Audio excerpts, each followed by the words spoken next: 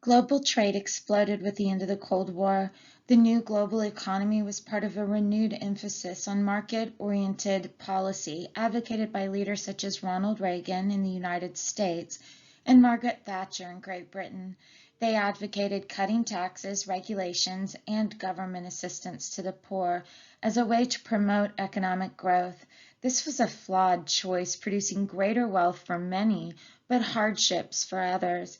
At the same time, revolutions in information and communications technology led to the growth of knowledge economies in some regions, while industrial production and manufacturing were increasingly situated in Asia and Latin America. Globalization is the interaction among peoples, governments, and companies around the world. The Indian Ocean trade and European imperialism are both examples of globalization. However, the term usually refers to increased integration of a global economy since the 1970s. The Eastern Bloc nations that had been under Soviet control suddenly could trade freely with capitalist democracies. India and other countries that had been non-aligned during the Cold War relaxed restrictions on trade in the 1990s. This opening up of a country's economy is called economic liberalization. Ronald Reagan and Margaret Thatcher wanted free markets, which are economic systems based on supply and demand, with as little government control as possible. While Reagan and Thatcher were strongly nationalistic, corporations used the shift in emphasis to move jobs to countries with lower wages, lower taxes, and fewer regulations. Critics charge that globalization led to labor exploitation and environmental damage. In Chile in 1973, Augusto Pinochet took power in a US-backed coup against a democratically elected socialist government led by Salvador Allende. Pinochet ruled from 1974 to 1990. Then a coalition of citizens ousted him because of his violent tactics. Indicted for kidnapping, torture, money laundering, and murder, Pinochet died in 2006 before he could be convicted. We buried our democracy and we buried freedom, the Chilean author Isabel Allende said about his rule. However, during his rule, the Chilean economy took a turn away from state control toward a free market approach. Among the goals of this approach were privatizing formerly state-run businesses and taming the serious inflation Chile was experiencing. Economics, known as the Chicago Boys because they studied under free market economist Milton Friedman at the University of Chicago, helped design Chile's economic reforms. The reforms were unpopular because they did not address poverty and other social concerns, and Pinochet used repression to enact them. Subsequent administrations, however, guided the economy with a balanced approach, using a combination of economic growth as a result of free trade and government programs to significantly reduce poverty. Economic liberalization reached China as well. In 1981, Deng Xiaoping became the Chinese leader. Under him, the Communist Party backed away from its commitment to economic equality and more actively promoted economic growth. Deng called his policy, "Let some people get rich first." The government took several steps to open up the economy, even as it kept overall control. It replaced communes with peasant-leased plots of land where the peasants could grow their own crops and sell part of them in markets. This reform led to agricultural surpluses instead of the famines of the past. It allowed factories to produce more products for consumers. It encouraged foreign companies to set up factories in special economic zones. Foreign firms were attracted to China because of the low wages and lax environmental laws. It reopened the Shanghai stock market and allowed private ownership of some businesses. Some Chinese thought that these economic reforms should be accompanied by political reforms such as freedom of speech and the press and the end of the Communist Party's monopoly on political power. Political discourse did become somewhat freer than in the past. In 1989, however, a large but peaceful student-led demonstration in Tiananmen Square in Beijing was met by force from the government. Soldiers using guns and tanks broke up the demonstration, killing hundreds of people. In the late 1900s, revolutions in information and communication technology led some countries to undertake a new kind of economy, the knowledge economy. A knowledge economy creates, distributes, and uses knowledge and information. Designers, engineers, teachers, and many others have jobs in the knowledge economy. In the United States, the knowledge economy is evident in the vast stretch of technology companies in Silicon Valley in California, where workers use their knowledge to create ways for other people to use theirs through technology, communication, innovation, and collaboration. In many cases, knowledge economies have evolved with the explosion of information and communication technology. In knowledge economies, governments and investors put resources into research, education, innovation, and technological infrastructure. Finland, for example, had been an agrarian economy in the 1950s, but followed other European countries in industrializing after World War II. When the Soviet Union collapsed, Finland lost one of its main customers of manufactured goods and faced an economic crisis. In the 1990s, Finland turned a corner by entering the global marketplace, encouraging competition, and establishing the Science and Technology Policy Council to set a direction of economic growth through technology and innovation. Finland experienced great economic growth in this endeavor and led the way in the development of mobile phones. By investing in education and communications technology, Finland was able to build on its success with mobile phones and establish software companies.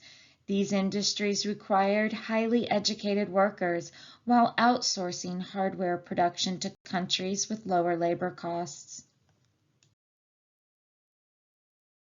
Japan followed a somewhat different path. After World War II, Japan implemented economic policies similar to the 18th century mercantilist policies that were designed to increase exports and decrease imports, as well as policies to boost competitiveness. To encourage exports, the government coordinated its finance and labor policies with large corporations and gave them subsidies to help them keep their costs low. To discourage imports, the government used high tariffs and other trade restrictions on goods made abroad. To prepare its citizens to be productive workers, Japan emphasized rigorous education. These policies, aided by large investments from the United States and other countries, turned Japan into a manufacturing powerhouse. However, Japan's impressive growth came at a high cost for its consumers.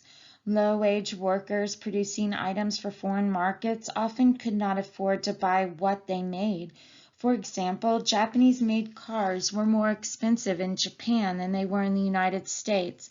Over time, Japanese unions became strong enough to negotiate higher wages, and international pressure forced Japan to relax its trade restrictions. Japan's economy diversified and it became a knowledge economy and an international center of banking, finance, and information technology. Although Japan's growth slowed after the 1980s, Japan remained the third largest economy in the world in 2014, behind only the United States and China. Closely following Japan's economic model were four states known as the Asian Tigers: Hong Kong, Singapore, South Korea, and Taiwan. Like Japan, these states prospered through government-business partnerships, high exports, intense education, and a low-wage workforce. The success of the Asian Tigers in China raised hundreds of millions of people from poverty. As the knowledge economy develops in some regions, industrial production and manufacturing in those regions, including the United States, have declined. Manufacturing plants are increasingly located in Asia and Latin America rather than the United States and Europe. Countries in both Asia and Latin America have become known for their contributions to textile and apparel industries, though they manufacture many other products. So while it has moved to different regions, manufacturing continues to play a key role in the global economy. Importers who once purchased their manufactured goods from China have been finding other options in such Asian countries as Vietnam and Bangladesh, where labor costs tend to be significantly lower than in China, where they were already significantly lower than in the United States and Europe. Both Vietnam and Bangladesh have become known for their exports of clothing in compounds the size of small villages. In some places, garment manufacturers, often funded by foreign investors, churn out the clothes that end up on the hangers in stores in developed countries. Clothing accounts for 80% of exports from Bangladesh. Phones are the largest export from Vietnam, worth about $45 billion in 2017, with apparel and electronic goods each bringing in $25.9 billion.